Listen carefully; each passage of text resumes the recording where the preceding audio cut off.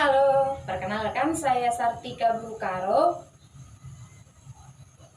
Sampai ketemu di materi kita hari ini, kita mengucap syukur ya. Oke, sebelum kita memulai materi kita hari ini, maka kita akan berdoa terlebih dahulu ya ibu-ibu. Mari kita bersatu dalam doa. Amin ya. Apa kabarnya hari ini ibu-ibu? Halo, apa kabar? Semangat. Iya, terima kasih ya sudah mau datang di pertemuan kita hari ini. Oke, siapa di antara ibu-ibu yang masih mengingat materi kita bulan lalu? Mengenai apa yang dibahas? Ada nggak yang masih ingat? Satu aja. Jangan nanti materinya masuk kuping kiri, keluar kuping kanan. Jadi nggak ada yang diserap. Nggak ada yang bisa kita aplikasikan dalam kehidupan kita sehari-hari. Ayo, siapa yang masih ingat? Angkat tangannya. Ibu Susan ya. Apa yang ibu ingat mengenai materi kita bulan lalu? Coba ayo disebutkan.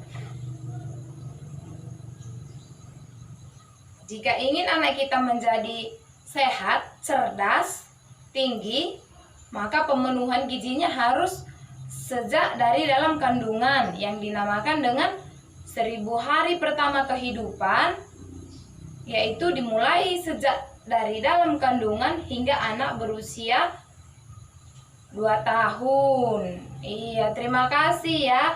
Memang betul. Jadi ketika kita ingin anak kita itu sehat, cerdas, tinggi, maka asupan gizinya mulai dari sejak dalam kandungan. Jadi ibunya juga harus rutin melaksanakan pemeriksaan kesehatan minimal 4 kali dalam selama kehamilan, yaitu 1 kali pada semester pertama, 1 kali pada semester kedua, dan 2 kali pada semester ketiga.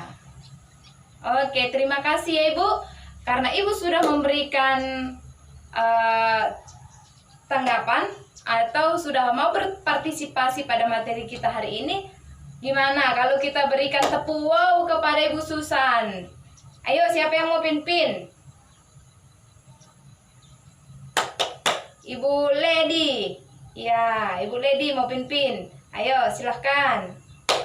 Beri dia W, beri dia O, beri dia W. Wow, ya sama-sama Ibu Susan. Nah, hari ini saya mau melanjutkan materi kita yang masih tetap berkaitan dengan materi sebelumnya, yaitu pentingnya gizi bagi ibu menyusui dan balita. Di sini saya mau ajak ibu-ibu untuk membuka flip chart kita 21, yaitu mengenai ASI eksklusif. Nah, ayo kita buka flip chart kita, flip chart 21. Di situ mengenai ASI eksklusif. Ya, di situ kita ketahui bahwa anak atau bayi harus diberi ASI selama 0 sampai 6 bulan itu secara eksklusif. Tidak boleh diberikan makanan pendamping apapun, ya, hanya ASI. Terus berikan sampai usia 2 tahun dan berikan semau bayi. Kapanpun bayi itu meminta ASI, jadi ibunya harus memberikannya. Oke, terus kita bisa memerah ASI ketika kita melakukan aktivitas di luar rumah. Jadi kita bisa simpan itu di dalam botol dan dalam wadah tertutup, di ruangan tertutup. Jadi dia tetap steril.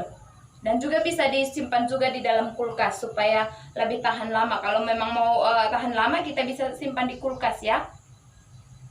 Dan di sini saya mau meminta ibu-ibu membagi menjadi 4 kelompok. Ayo bentuk kelompoknya 4. Ada kelompok ASI, ada kelompok bubur, ada kelompok posyandu, dan ada kelompok sayuran.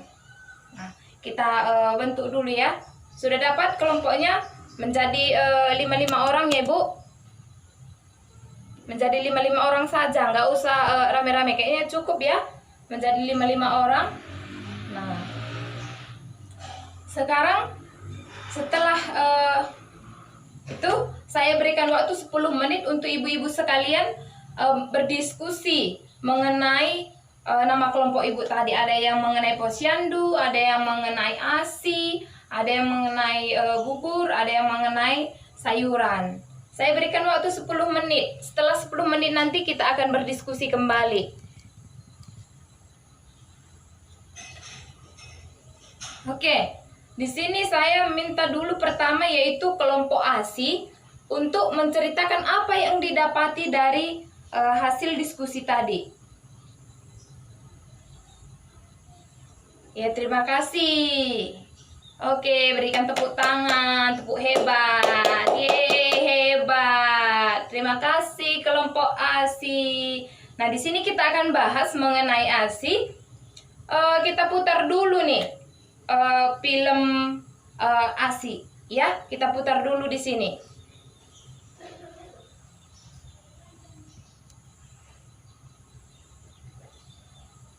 Nah, berkaitannya dengan apa yang dibahas oleh ibu-ibu tadi, ya memang ASI itu seperti yang kita bilang di awal tadi, bahwasanya ASI itu hanya diberikan kepada anak dan tidak boleh dicampur dengan makanan pendamping lainnya ketika anak masih berusia 0 sampai 6 bulan, ya. Terus diberikan selama 2 tahun. Oke, terima kasih ya Ibu ASI. Nah, di sini sudah kita tonton filmnya dan di situ apa yang ibu-ibu dapati? Coba, apa yang ibu-ibu dapati nih dari film kita tadi?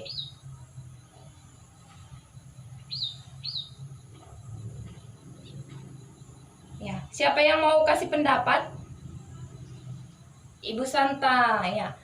Apa arti memberikan ASI saja? Iya, betul sekali. Hanya ASI saja tanpa pendamping, makan pendamping apapun, ya. Terus mengapa hanya perlu diberikan ASI saja sampai usia 6 bulan? Betul sekali ya ibu-ibu ya. Karena lambung bayi itu masih sangat kecil dan belum bisa mencerna makanan yang keras. Ya, kita memberikan ASI itu ketika bayi 0 sampai 6 bulan dan kita bisa memberikan makanan pendamping ketika anak sudah di atas usia 6 bulan.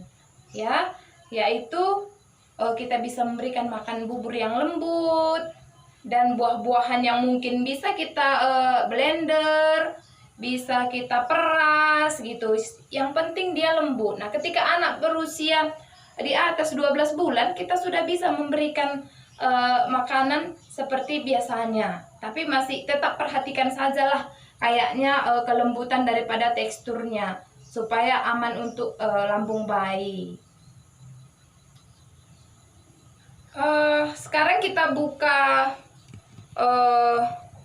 bisa buka buku pintar kita. Nah, nanti kalau memang mau ibu-ibu mau belajar selanjutnya gitu mengenai cara menyusui, cara merah dan menyimpan ASI, gizi bayi umur 6 sampai 6 bulan bagaimana cara menyusuinya, kita bisa lihat di buku pintar kita ya.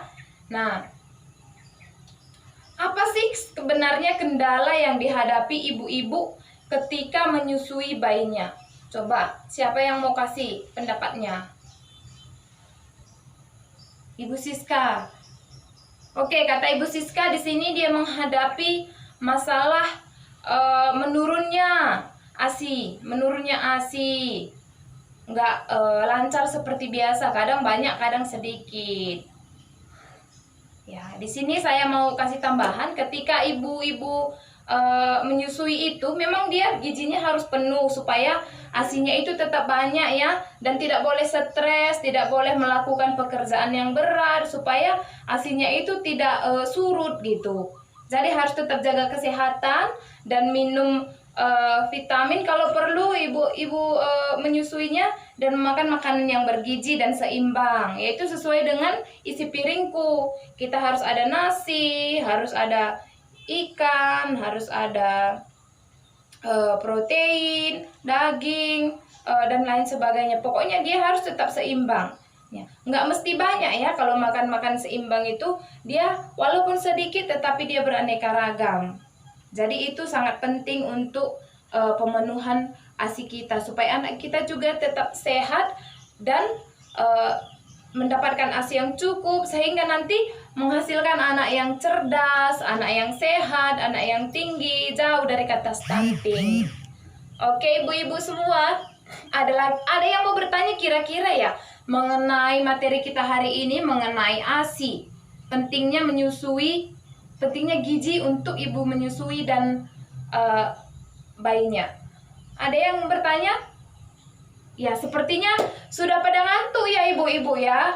Jadi ketika saya bilang halo, ibu-ibu sekalian bisa jawab hai. Nah, jadi siapa nanti yang salah, saya kasih hukuman nih. Saya suruh berdiri di depan sambil bernyanyi sambil joget. Halo. Ya, saya mulai. Halo ibu-ibu semua. Hai. Halo.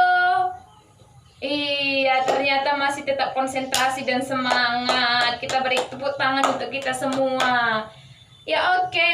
Nah, karena tidak ada pertanyaan, kira-kira di sini saya menganggap ibu-ibu semua sudah paham ya, karena sedikit banyaknya ibu-ibu sudah mempraktekkan ini semua di rumah.